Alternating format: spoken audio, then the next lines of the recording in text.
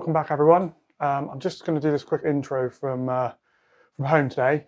Reason being is I'm out to try and photograph a barn owl at a new location, which I happened to stumble across literally whilst driving on a weekday evening. It was about 5:20, quite close to home. I just happened to see it in a field adjacent to the road, hunting, and my plan really is to try and get there as quick as I can when I finish at 5 o'clock today. About 20 minutes away by car.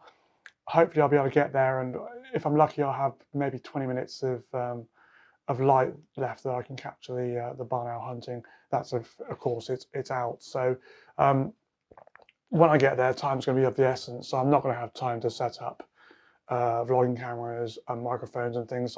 Hence I'm filming this intro at home. Yeah, so I'll be traveling nice and light, just a camera with a 600mm lens, a couple of spare batteries, not that I'm expecting to go through them, but you never know, just in case.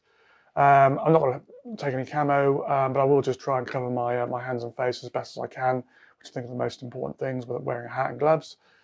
Yeah, and fingers crossed we'll get lucky. So next time you see me, hopefully I'll be at the site, and let's see if we can get some good pictures.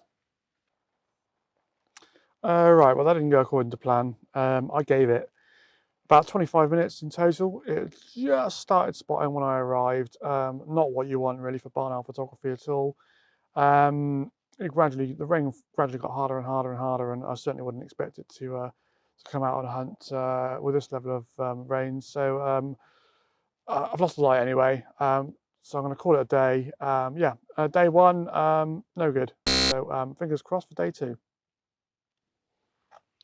Day two. Right, day three, nothing.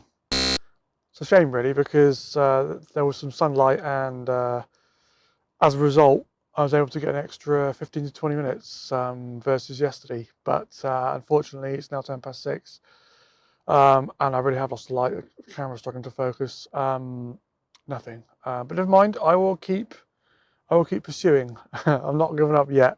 There's always well, there's not tomorrow because I'm somewhere else, but there's always the day after tomorrow.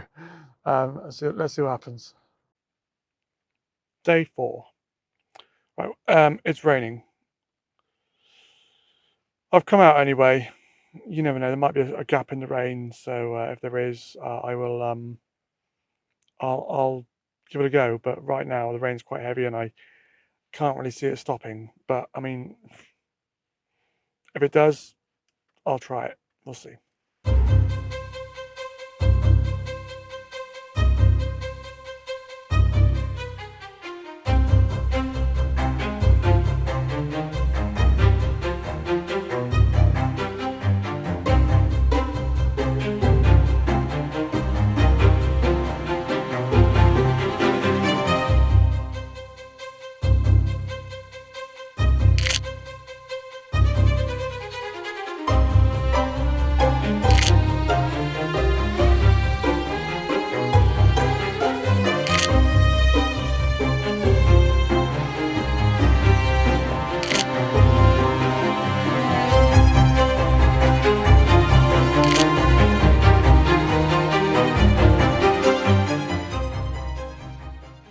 Right, let's try and film this again this time. I've managed to find a little bit more light from my interior car light. It's really, really dark, so I'm sorry that the footage is so grainy. I'm also on the side of a road, so you might see car headlights light my face every few seconds as they go by.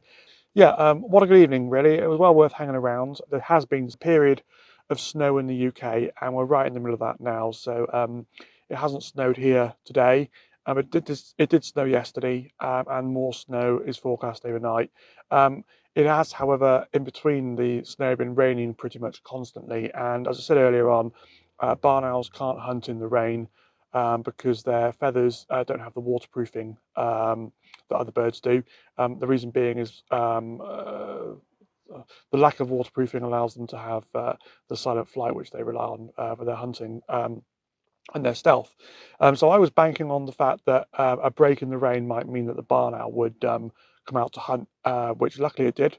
Not for very long, mind, only 3 to 4 minutes in that field at the most, but enough for me to get a couple of long distance environmental shots and a a couple of clips of video for you, which is very, very good. I probably could have worked a little bit closer to the barn owl, but we're on the edge of a road. I didn't want to risk it seeing me and then flying off, certainly not into the road of oncoming traffic. So I wanted to kind of keep my distance.